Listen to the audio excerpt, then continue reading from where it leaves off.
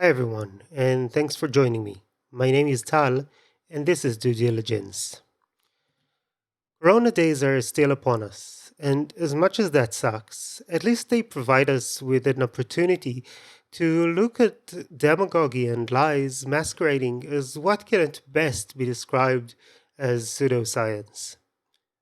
I came across a post on Facebook from a well known professor here in Israel that I really felt the need to respond to. So, this video will deal with three different points that came to mind when I read that post. One point would be herd immunity as a strategy for dealing with COVID. Another would be experts that we should never take seriously. And the first point would be how sometimes trying to offer different perspectives actually means we understand less. One small caveat before we start: I am no expert. I'm not an expert on anything, and I'm definitely not an expert on virology, epidemiology, immunology, or policy. But me not being an expert is actually part of my point.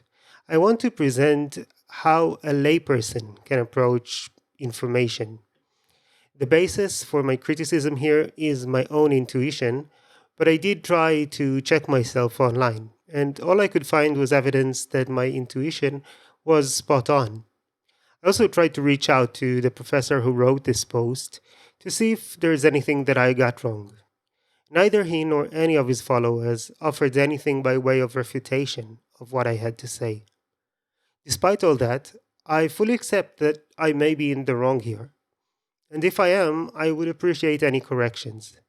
If I'm right, though, it's very important that these points aren't overlooked, which is why I'm willing to risk it. So, last thing first, balancing perspectives isn't always a good way to get fuller understanding. Since this pandemic started, the professor who wrote this post is often invited to speak on TV to offer counterpoints to what most experts say. In theory, this seems like a good thing, right? I mean, we want to hear both sides to get the full picture, don't we? Well, no, or no ish. Not every point has a valid counterpoint. Not everything is a matter of opinion or perspective. Statements pulled from your nether regions are not valid points and they do not deserve any screen time. The media is biased towards success and the media is biased towards fairness. How can you be biased toward fairness? There aren't two sides to every story. Some stories have five sides, some only have one. You don't have to raise your hand. I still don't. Bias toward fairness means that if the entire congressional Republican caucus were to walk into the House and propose a resolution stating that the Earth was flat, the Times would lead with Democrats and Republicans can't agree on shape of Earth. So, while it's always a good idea for information sources to try to present a wide range of perspectives on any matter, it's also really important they do not present absolute falsehoods as part of that range of legitimate perspectives. It's okay for them to bring one of those weirdos who asserts those things on, so long as they're able to hold their feet to the fire, to fact check the things they say, to discredit them as the charlatans that they are. But if they're not able to do that, which is quite understandable, they should never have those charlatans on to begin with. The one thing you shouldn't do is give some sort of stamp of approval to this BS. But who's to say what's far fetched enough to not even be considered an opinion? That's the thing. On many issues, it's really not that easy to determine. And so, usually, a contradicting point of view should be welcomed, thoroughly scrutinized but welcomed. Some things, however, simply have no basis in reality, and such was this post. In fact, it was so off base, so easily debunkable with the simplest of Google searches, that I think that this post should discredit the guy to the point that no one sees him as any kind of an expert. Which brings us to my second point. Some people are so disingenuous or so incompetent that we should never take them seriously, even if they are professors. Not everyone that holds an advanced academic degree from whatever faculty is an expert. Not everyone who held office is an expert. Some so called experts are no experts at all. I recognize that this may sound like an ad hominem, but it really isn't. I'm not saying that anything he says should be disqualified from consideration simply because he said it. I'm only saying he should never be invited to speak on panels as an expert. In fact, I actually agree with some of the things he wrote in that very post. The fact that he wrote them, or even the fact that he wrote them in order to promote a lie, doesn't make those things any less true. If he and I were to have a conversation, I would try to respond to his arguments in a topical manner. And I'm sure that there is a good chance that some of his points will be good points. But that can't be the bar for being invited to speak on panels. A very minimal requirement should be that the things you say about the topic at hand didn't come from your ass. Even more so, that they weren't blatant lies. And I do believe that this professor was lying. But at the very least, he made no effort to check that his ideas have any basis in reality. And these mistakes that he made were the crux of his argument. There weren't some tangential remarks that he got wrong. It was his main point. And the stakes are really high. If people follow his line of thinking, that could lead to some seriously terrible consequences. Basically, what I'm saying is that when someone is dishonest enough or incompetent enough to deliver a potentially catastrophic message in a public forum without checking themselves first and without qualifying that message, that person proved that their opinion shouldn't matter to anyone. There should be no coming back from such a thing, and it's up to us as media consumers to uphold those standards. So, what did he say that was so awful? He said that the second lockdown in Israel is going to enhance the impact of the virus by fending off herd immunity, and specifically that means that we won't achieve herd immunity before winter comes. Winter is coming. Winter is coming. And winter is coming. Winter is coming. Winter is coming. Winter is coming. And winter is coming. Winter is coming. It's worth mentioning that I agree with him about this lockdown not being a good idea. I even agree when he says that the government uses it to lie to the public. I don't think it was an honest attempt to improve the coronavirus situation here, and I think it's totally politically motivated in the worst imaginable way. Still, though, promoting his specific message is horrible. Which brings us to the first point. How reasonable is it to promote herd immunity as a solution for the situation with COVID? According to the CDC, herd immunity or community immunity is defined as a situation in which a sufficient proportion of a population is immune to an infectious disease through vaccination and or prior illness to make its spread from person to person unlikely. Even individuals not vaccinated, such as newborns and those with chronic illness, are offered some protection because the disease has little opportunity to spread within the community. So basically, when enough people are immune, the cause of the disease can spread and harm those who aren't immune. Herd immunity is great. It helps protect those who can't be vaccinated for whatever reason.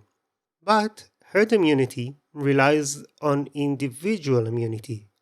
Again, it's a situation in which a sufficient proportion of a population is immune to an infectious disease. We don't even know that that's possible with SARS-CoV-2. Currently, research tells us that antibodies stay in your system for at least 3 months, but we're really not sure about any longer than that. And we do know for sure that there have been individuals who were reinfected with this disease, suggesting that at least for some, immunity is not permanent. In any case, immunity isn't something we can take for granted, which means that herd immunity might not even be possible. If immunity really does last only 3 months, it means that to have a sufficient proportion of the population immune, we have to infect that number of people every 3 months. That's not a viable strategy with any infection, let alone with a virus as infectious as SARS-CoV-2, for which the proportion of the population that needs to be immune is very large. If we have to redo that every 3 months, we never actually get to the point where people no longer get the disease. And while I do want to delve more deeply into more advanced issues relating to the idea of herd immunity for this virus under the assumption that it's even possible, all you really need to know to understand why promoting this idea doesn't make sense is that we don't know that herd immunity is even possible. And it takes literally 2 minutes to check this. Less than 2 minutes to check, and still this so-called expert got it wrong. A population acquires herd immunity through individual immunity, which could, as I said, be achieved either through vaccination or through prior illness. Since no vaccine for this virus exists yet, illness is the only way that might lead to immunity. Which explain why this guy tells us that a lockdown is an impediment in our road to herd immunity. Basically, he's saying that ideally, we should all get ourselves infected, or at least not try not to get infected, in hopes that enough of us get it for the community as a whole to become immune. Even if we knew herd immunity was feasible, I'm not sure it should be our goal, but exploring this requires us to look at things a bit more in depth. For now, what's important is that we don't even know that it is feasible. I'll repeat, because this point really cannot be stressed enough. With no expertise and just 2 minutes on Google, you can realize that basically what this professor says is that he wants people to contract a rather deadly virus with absolutely nothing that suggests that it will ever lead to the outcome that he desires, an outcome that he speaks of as if it's a given. He actually believes it can all be over in a couple of months before winter. Again, because this is so baffling. Even if herd immunity was known to be possible, it's still quite possibly a bad idea to stop fighting the disease in order to get to herd immunity. But with no science pointing to it even being an option, this guy just pointlessly encourages people to get infected with a deadly virus and lies to them saying that this is what will save us, when he has no way of knowing that. If he had an ounce of charisma, I'd say it's like a death cult, but he doesn't, so I won't. I can't see how anyone can take him seriously after that. Whether it's a lie or an honest mistake caused by him not taking the time to Google the stuff that he's saying, it should get him barred for life from any kind of serious panel on anything. When you look at this at greater detail, you realize that it gets even worse.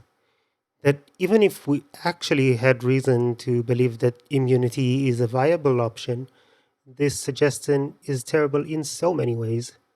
And while I think that what I had to say here is quite enough to completely rule out this professor as an expert on anything, and the idea of herd immunity as a coping strategy for this disease, I still think that the rest of this analysis is worth your time.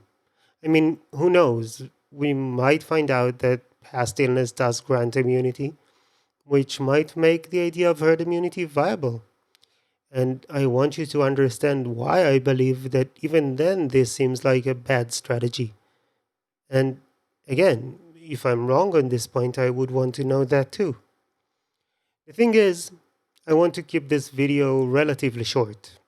I think that the message here is far too important to have people not watch it just because they see the duration and can't be bothered clicking through. So here's what we're gonna do. I'll put the rest of it in a part 2 video, and I'll put a link to that video up in the corner and in the description. And if you are interested, please click it. If you're not, I'll end this now. Either way, I'd love to hear your thoughts, especially if you think I made some mistake here. As I said at the beginning of the video, I'm really no expert or even knowledgeable on these subjects. All I got here, I got from a bit of Googling. And after all, that was my criticism, right? That this information is really, really basic. So I definitely could be wrong. I just want to reiterate that I tried to get in touch with him before I started this video. I wanted him to explain to me if I had any mistakes, and I got no response. I really hope that you share this video with friends, family, and followers, especially if you know people who are counting on herd immunity for this pandemic. Apparently, it's a thing. As always, a light tap on the like button would be great. And don't worry, I clean it often, so it's unlikely that you'll get the virus from it. If you want to see more videos on critical thinking, skepticism, and fact-based discourse, please subscribe to my channel and ring the notification bell. If you're already subscribed, there's really no need for you to do that again. If you want to find more ways to help me spread the word, look down in the description below. I'll post a list of ways to do just that, and I'll update it from time to time as my needs change.